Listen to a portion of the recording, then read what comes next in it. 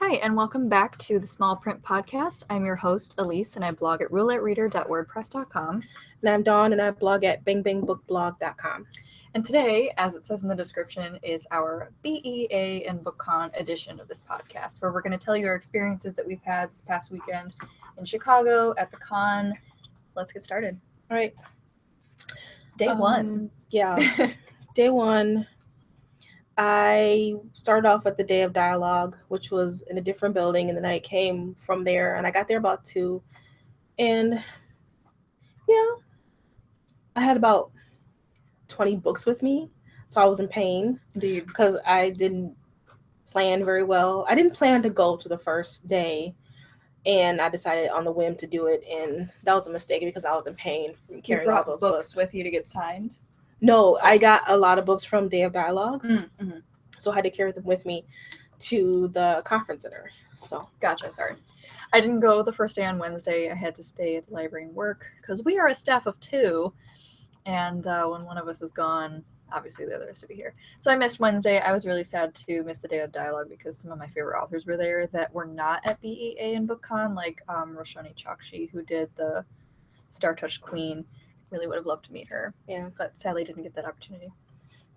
So day 2 is Thursday. Day 2 of BEA. One thing I loved was the whole VIP concept. Yes. With the VIP lounge. There were 2 VIP lounges. 2, not to be confused. And they were both for librarians, though. Yeah. And then so I think one was like the main hub. Oh, no. One was not for just One was for anybody. You just had VIP status. Yeah. Okay, gotcha. And then there was a VIP librarians lounge. The bigger one, which was not just for librarians, was better, I thought. Well, I mean, neither one was better, but they offered different amenities. Yeah. So the one that was just for librarians had free lunch. Yeah. But you couldn't eat it because it was bread. Right. That's one thing I have noted here. They do not have allergen-friendly food options at these kinds of things, which people who have allergies expect, to be honest, but it still sucks. Yeah. Like, you can't, I don't know, whatever. I won't wax on about that. So that's why I was not impressed. Yeah. But the BEA lounge had like a coffee strip, and, strip for electricity, and the other one really didn't. Yeah, that's true. Yeah. I am always surprised. The BEA one had colder water. Yeah, that matters when you're walking around all day hauling all your crap with you for 8 hours. Yeah, I'm always surprised at how these things do not have adequate charging stations. Yeah. If they did, we could not find them. Yeah. So if anyone found like a great charging station and like, hey, look here, yeah, let us know. But yeah, the lounges were really nice because you could take a seat. One of the lounges was on the other side of the conference hall and the other was on the other side. So it was kind of nice to have those 2 depending on where you were. I had a great time at the VIP reception on Thursday. It was simple. The cheese. Kind of come and go. No, yeah, it was Friday. cheese and champagne. Was it? No, because Elsie was with us. Oh yeah, it was Thursday. It was Thursday. Yeah, that was nice. It was nice. The cheese was great. Yeah. I thought about that cheese all week. God. I thought you never had cheese before. I'm a cheese freak. But there was one cheese that they served that I could not put a pin on what it was, and it's been like haunting me ever since. Yeah, it was really good. So if anyone knows what kind of cheese they served at this VIP reception, please tweet me. Gosh, I would love to know. Anyway. Yeah. Arcs. Let's talk about the arcs we got. Okay. So my favorites were Torch Against the Night. I'm going to try and start reading that this week, hopefully. Stalking Jack the Ripper, which we were kind of stalking that booth. We literally were. Mm-hmm. They didn't have a specific galley drop listed. No, they didn't. So you had to keep going back and asking them, and I felt like a pester. Well, we get to the station or whatever you want to call it. The booth, yeah, the booth. We get to the booth and they're like, "Oh, sorry, we don't have any more copies. But if you go downstairs, the panel just let out if you want to go grab a copy." So we literally haul ass across this whole McCormick place to see these women with boxes walking back in the opposite direction. I'm thinking to myself, they're probably in there. Needless to say, we did not get the book until later. At the booth, right? Yeah, we had somebody goes. Elsie went to the line to go get it. That's right. We had a coworker help us snag that. So we were literally stalking Jack the Ripper. I'll let you finish. I got Ghostly Echoes, It is book 3 of the Jacoby series, and I like the Jacoby series a lot. If you like Sherlock, that's a good read. Like Caraval, probably saying that wrong, and Ghosts by Raina Telgemeier. That line was not long. I think that's more of a librarian book and not so much a blogger book. Bizarre. Her books are great. Yeah, but it's, if you were a kid in the 90s, her first book, Smile and then Sisters take place in the 90s, and so it's kind of nostalgic. Ghosts, I don't know when this takes place, but it's 2 different siblings. Mm-hmm. And the last one I was excited about is Sun is Also a Star by Nicola Yoon. My arcs, I didn't go on the first day, so I kind of missed out on a lot of the bigger arcs like Torch Against the Night, I feel like. But I was excited to get Last Seen Leaving by Caleb Roerig. He is a debut, I believe, and I only recognized this book when I saw the cover being held up, that I had seen it in, I don't remember if it was a galley chat, I don't know, I saw it online somewhere and wanted to read it. Caraval, of course, Labyrinth Lost, which is a new book out from Source Books by Zoraida Cordova. Probably saying that wrong, but it's got a really cool cover. It's kind of Day of the Dead inspired. Women in the Walls by Amy Lukovics was one that I was really excited to grab. And then Adam Silvera's History Is All You Left Me. Those were some good ones. Yeah. In terms of arcs, I was expecting a lot more. I wasn't. No. And you'd been to BookCon, BEA before, so I think you kind of had more of a I know that realistic expectation. You have to stand in line for arcs, and so if you aren't in line, obviously you don't get them. Right. And I hate nothing more than standing in line, so I guess I just was like, whatever. Because once you see the line and how long it is, you're like, screw it. I'm not interested anymore. I don't want it that bad. I think it was Thursday it was Thursday. And for some reason, all of the arcs were being dropped at the same time at 1 o'clock. For some reason, everything happens at 1.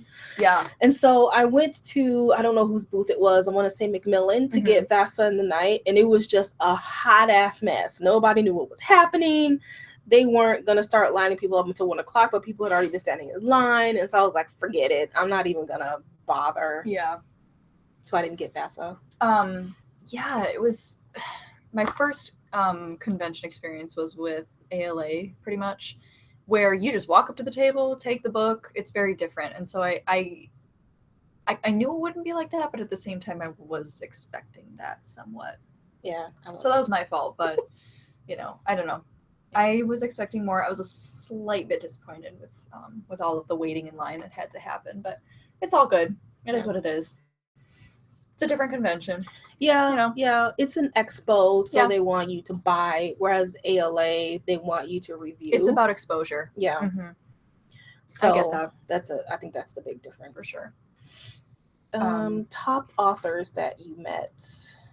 I know you mentioned Amy Lukovics. Yes, Amy Lukovics and then Eleanor Herman. They were in the same signing line, so I got to meet both of them at the same time. Melissa De La Cruz was also there, which is cool. I've never read any of her books, but I know that she's a pretty popular YA author, so that was nice. Who else? I didn't really meet her, but I kind of met Maggie Stiefvater. Oh, on the sly. I was walking around. We just decided to go through the Scholastic booth, I think, to see if there was any more ghost arcs. Probably. And because Maggie's publisher is also Scholastic, I look over to the side and there she is sitting doing tarot card readings with another YA author. And so I was like, let me just get a picture on the side, because I don't like to interrupt people and be like, hey, will you take a picture with me? I just find that extremely uncomfortable. So I'm like, let me just snap a shot. I'm good. I'll be satisfied. And so, I took one and we got out there pretty quick. Yeah. But, that was cool to see her. It was. And then we went to one of her panels. We have to mention this. Yes. It's so funny. So Elise has been trying to meet Maggie for a very long time. I've met her twice, so I'm fine. She's my favorite. Elise has not been able to meet this woman for BookCon. Ran out of tickets. Well, I was going to wait until hold that thought. Okay. So we settled to go to her panel, which was her last panel. At 5 o'clock at night. Yeah. Last panel of the evening.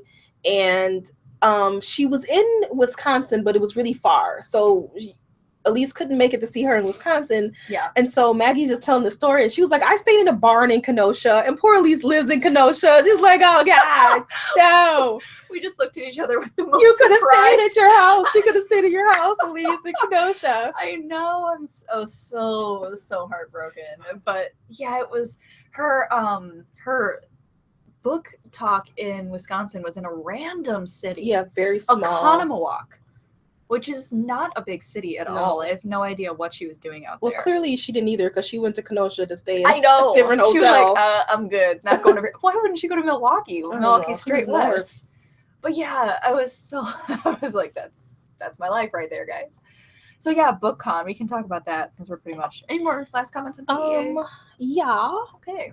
Well, I got to meet Adam again, Silvera. Oh yeah, that was cool. And he remembered me. Woohoo. He always remembers Dawn. They always remember Dawn. And oh my God, his line took forever. Yeah, he's a chatty. He is a chatty Cathy. And so we were in his line for an hour when we should have been in there for about maybe 30 minutes. Not even. Yeah. I feel like it was the equivalency to Amy Lukovic's line, and there Hers were went 4 so fast. authors were in that line. Yes. And we got through that line in 15 minutes. Yeah. It took an hour to get to this man's line. Because he stops and he's really nice. Like he stops and talks to you and asks how your BEA experience is and all this stuff. So it's like he's not a jerk, which is great. But you gotta wait an hour. Yeah. You gotta wait. So if you're planning to see him and he's at like a bookstore, try to get your ass on the front of that line because you're gonna be there for a while. Anyway. I also got to meet Jennifer Nielsen. She's been on my bucket list for a while, for like 4 years. So that was cool. She was really nice. Yeah, she was. And Amy Lukovic, I really want to meet her because she's really cool. And she Skyped us, and she remembered our library. We Skyped her a couple months ago. And another author I found funny was Jeffrey Self. Yes. He wrote Drag Teen, and I know anything about him, but he was really funny. So it made me want to read his book. For sure. So if you get to hear him in person, I highly recommend. He's absolutely worth it. Yeah. He's a good time. Worth going to see. All right. BookCon. Oh boy. We call ourselves, so we took about 9 teams from the library, and we call ourselves getting up at 6 o'clock, getting on the 6 o'clock train. Well, I had to get up at 4, which for me is basically cruel and unusual punishment. I'm not a morning person. So we got on the 6 o'clock train, and we're like, oh yeah, we're going to be there early. We got to the convention center, and saw that line kept going. And we got there like 7:45. We weren't even that late. No, we weren't. On estimate, how many people do you think were in that line ahead of us? I felt like we were walking thousands. No, it wasn't thousands. Oh my God, Dawn. It went from the I would west say 500. entrance. No. It was not thousands. You are fooling yourself. yourself. Was a singular line. It just kind of went through the concourse. Ladies and down gentlemen, the escalator. that is not at all what was happening. I would say about 500. Oh my God, I would say at least 1,000 strong. It was not 1,000. Girl, you have got to get your numbers right. Either way, we walked in, and like all of Chicago decided to go to this thing that day. And there's a line from the west entrance all the way into another wing of McCormick Place. So, like, just kept going and going across the and what going. Was that thing? The like Sky Bridge. Yeah, across the Sky Bridge, into down the escalator, into the hall, around the hall, walking. I'm like, I've never even been in this part of McCormick, and I've been in this building several times. Oh my God, it was not a good time. So, it moved really quickly though. And I was gonna say, when you were in that big line outside of the ticketing room, the purpose of this line was to get a wristband to see and have a signing with your favorite author. So it was like Sarah J. Maas, Maggie Stiefvater, basically everyone big, Veronica Roth, you name it. That was really well organized. You knew exactly where to go. There were people telling you where to go. But once the line started moving and they let you into the ticket room, that was absolutely insane. Well, we found our line pretty quickly. No, we did not. I got there before you for some reason. Like once they did the bag check. Yes. Once they did the bag check, I had nowhere to go. I had no idea where to go. So I probably stood there for about 5 minutes thinking I'm in a queue that I wasn't in, because there was a line of people sitting up the middle. So if I would have not stood in that line that wasn't a line for 5 minutes, I would have been able to see Maggie Stiefvater, because while we were in line, we were like 15 people from the ticket table when they told us they ran out of her tickets, and I was so pissed.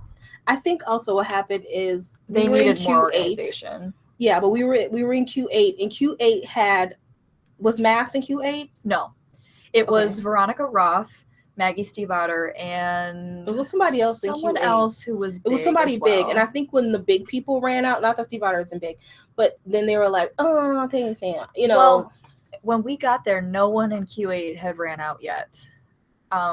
So I think Maggie was the big author in that one because everyone was picking hers, and Veronica Roth still had Mass stuff in was there. in 8. I think the Property Brothers were also in 8. Well, no, Mass was in 5. Nobody wanted Property I have Brothers. the picture. Let's open it up so we can actually. The Property Brothers were getting all the parents who. Right. Nobody wanted them. Of the team. Well, that's what I'm saying. Like nobody. Yeah. Okay. Oh, you're right. I'm sorry. Mass she was not 8. in 5. Okay, and Mass was in 8 quickly. Yeah, she was gone when we got there. She was gone when we got there. Leopoldo Gout, Property Brothers, Veronica Roth, Maggie Stiefvater, and so big author names. I did give Veronica Roth. I was shocked that she I was fell out right away. I thought she and Mass would go at the same time. Unless they just had more for her. So they ran out of Sarah's, then they ran out of Maggie's, and I don't know if they eventually ran out of Veronica's at all. Well, probably. I'm pretty sure. Because it started to kind of clear out a little bit once we got it. But then after you got your wristband or didn't get your wristband, you had to go to the other side of the room, in the same room, by the way, to get into a line to go into the exhibit hall. I was like, no, I've stood in enough lines. I'm good. At that point, I was done. Yeah, we just kind of watched it, just like keep going and going. And I was like, I'm not even going to fight with that. I'm done. It's too early in the morning for me to be here right now. So we ended up going out, making sure we were, knew where all of our teens were. Once we got in that room, we didn't know where nobody went. Yeah. Oh my God. I was like, jeez. But it was so sad because one of our teens did not get a wristband for the author she wanted, and she was crying. It was like, oh, that's sad. She was on Dasher. Yeah, and hearts were broken that day. Yeah, a lot of hearts probably were broken. Yep. So let's see what else. Well, the first thing we went to was the Epic Reads panel, and that was like a concert. The panels were great. Yeah, I thought the panels were so good at BookCon. So even though I left there with almost no books. I don't think I grabbed any books. No, I didn't get any books BookCon. the last day. But the panels were absolutely great. So the first one we saw was Sarah J. Maas, Veronica Roth, Melissa De La Cruz, Saba Tahir, and Lauren Oliver. And awesomely so, it was moderated by Epic Reads' Margot Wood, who is their marketing something specialist. Yeah. She's awesome. You can find her on Epic Reads. Her personality is so great. She makes reading like the coolest thing in the world. And we really wanted to see her / meet her, so her panel was awesome. And yeah, they had a hype guy. Yeah, they had a hype man which is great. Like you get hype really men at fun. Concerts, and I was like, oh, this is fabulous. They had a DJ, and he was in a tuxedo. Yeah, and classy affair. Yeah, I liked it. It was great. It was really great. It was cool because they had all these seats reserved up in the front. I don't know why, because right after the hype man was done, he's like, okay, you see all these empty chairs in the middle? Run for it! And like everyone. Oh my God. I wasn't gonna go anywhere. Elise just packs her crap and was like, let's go. I was like, oh, okay. I'm sorry. I really wanted to get closer. I mean, like all of my favorite authors were up there basically. Well, we really wanted to see Saba and Margot Wood. So yeah, we got to move closer and that was fun. And then who did we see next? The Sarah J. Maas. Yes, we went to Friendship is Magic. Yeah. With Mass, Dinar, I'll say her name. Bracken and Aviard. Yeah. And the whole thing about that was they were talking about women as friends and YA books and how it's not enough. Going into it, I assumed that they were going to talk about how their friendship personally affects their writing. That wouldn't have been fun. Who cares? Well, everybody. But are you going to fill an hour with their friendship? We went to McDonald's yesterday. Like, nobody cares. That's exactly what I thought it was going to be. Either way, I didn't know what it was going to be. Yeah, I mean, I don't know. For some reason, that's how the description made me believe that it was going to be. But then they ended up obviously talking about their books. Now that I think about it, that was pretty dumb of me.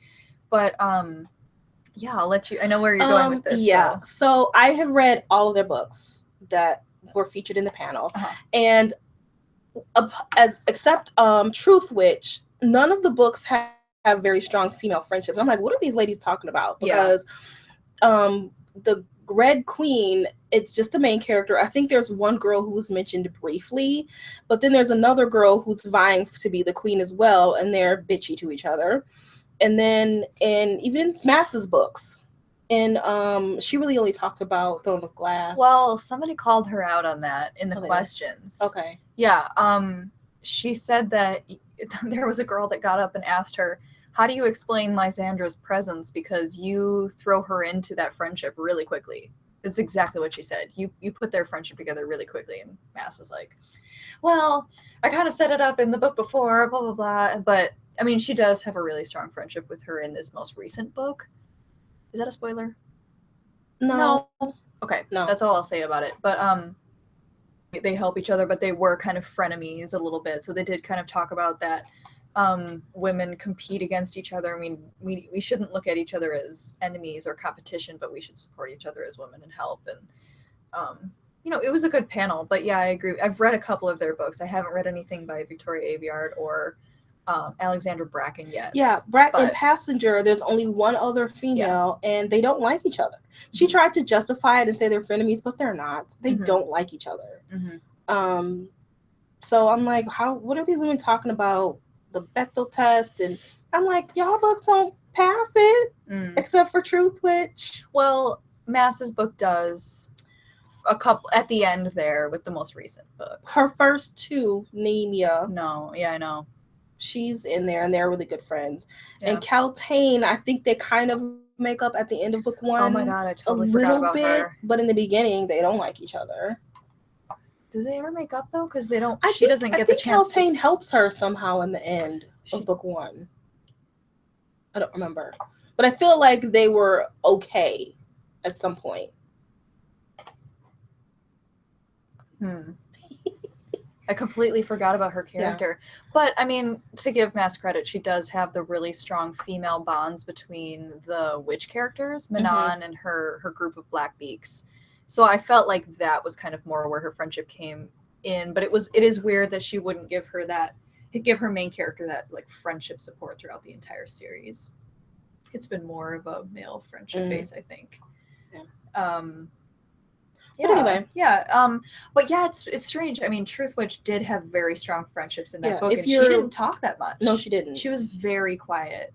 If you're using Truth Witch as the one to compare to, the other one's pale in comparison to that, because those two are really good, and it stands out because we don't get that a lot with female friendships. I was like, oh wow, this is really great. They're really good friends. I mean, they're dying for each other, and that's why a little bit more on the obsessive side, if you ask me. But. Yeah, they're like sisters or whatever. Yeah, I mean, I guess that's why I assumed that their books would be about their personal friendship, because I don't associate the Throne of Glass series as a friendship series at all.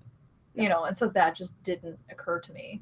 But anyway. No, I mean, it was cool to hear them talk about their opinions on their book. Yeah, it was. They were some charismatic ladies. Yeah, they were. Victoria Aveyard was the surprise panelist. She wasn't listed on the bulletin or anything. But and then we went to a Truth or Dare session with Leigh Bardugo and Marissa Meyer.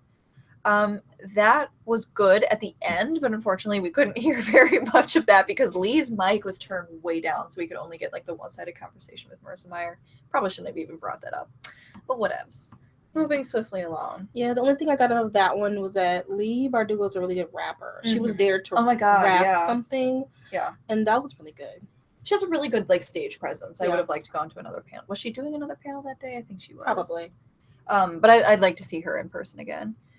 And then I think the last of the day was the Maggie Stiefvater panel. I read YA. Well, we did, before we move on, we did get to meet Margot at the Epic Reads Lounge. Yes, that's right. And I was like, oh, she's just like sitting right there in the front. Yeah, she was like checking people in at the Epic Reads Lounge. So we went up and told her who we were and that we, loved watching Tea Time when it was on. And it was just really nice to meet her. So we're like, we're librarians. She's like, awesome.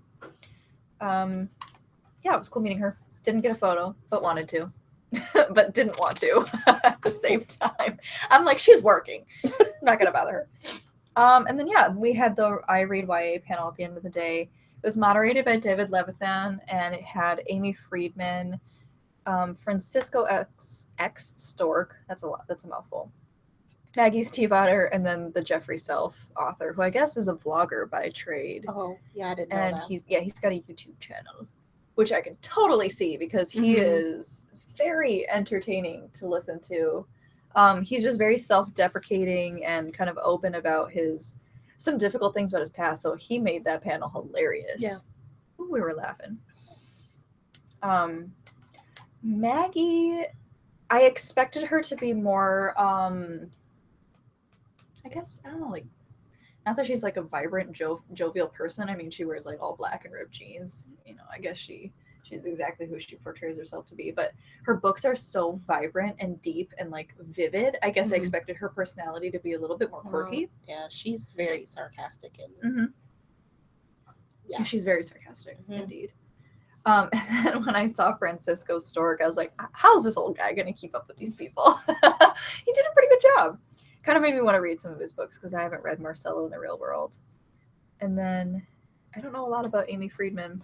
I knew nothing about her. Yeah, her book sounded interesting. I guess she's normally an editor at Scholastic. But she wrote a book. Two summers? Two separate summers? Something like that. And apparently she wrote that book in a month. And everyone on the panel was like, no. She's like, yeah, I did. But she was very, very smiley. Very happy. Very happy individual. And then we dipped out of there because we were tired as hell. Yeah, we were. Yeah. But all in all, a good experience. I probably won't try to go to New York to go, but if it's in Chicago again in the future, I'll definitely head up there. It probably won't be. But I don't think I could. I don't know about BookCon. I don't know.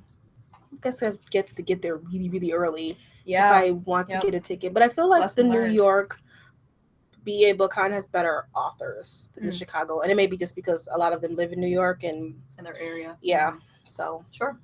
That was a bit of a bummer. All the authors that were there, I had seen them already, with the exception of like two. They did have a variety of, if you're not a librarian or if you're not someone who's able to go see authors often, I guess. So, I mean, yeah. All in all, a good experience. Like I said, really great meeting different librarians and bloggers and just kind of expanding your network a little bit as well. So, well, tweet us if you went to BEA and BookCon and what your favorite moments were. If we missed anything awesome. Because sometimes it's very disorienting trying to track down everything in that exhibit hall. Yeah. We would see people walking around with like really cool stuff. Where'd you get that? By the time we got there, it was gone. All gone. So, yeah, fortune favors the early, I guess. I know that's not the phrase, but definitely true with this one. Yeah. Do we want to touch on I feel like every year after BEA, there's somebody who always puts arts on eBay, and then there's always this conversation about arc stealing, basically. Yeah, and I guess there was a picture of a blogger who had multiple copies of several books. Yeah, and she was standing in line in front of us. Yep. And she's had her kids. One of my pictures. I was looking through this. Wow, whoa, that's her. She had her kids go stand in line to get. So that's how she ended up with 4 books. I know she said that at the end of the day, publishers were giving them to her. No, she had 3 other people with her, and they were all standing in line together. She had 4 other people. Oh, no, you're 3. Right, 3. And so they each got a book. So that's how she came away with 4 plus books of. We saw her tell her child who did not want to go stand in line for a particular arc.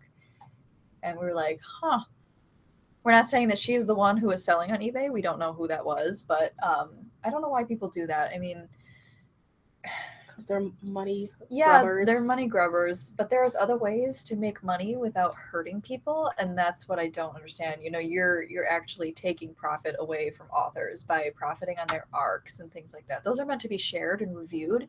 If you want to make money, invest in your blog. Review them on your blog and become a better blogger, and so you can get ads and things like that, and sponsorships and stuff like that. I mean, I just don't. That seems so much more fulfilling to me than making like easy cash on eBay. So, and it just, it gives everyone who goes to these conferences a bad name, because then authors start to look at everyone who's there like, are you going to steal my arcs? Yeah. Are you going to sell them online? And that's part of the, we all deserve the right to be confident to walk up to our favorite author with a book or with an arc and be like, here, sign this because I'm keeping it, or I'm going to give it to one of my students or something like that. you know, and I feel like ARC stealing really diminishes that good experience. Yeah. Yeah. Hopefully they don't do away. I know a lot of authors want to do away with the advanced reader copy program. Mm-hmm. They voiced it. So, and this doesn't help Right. the cause It at really all. doesn't. So hopefully they do not stop that.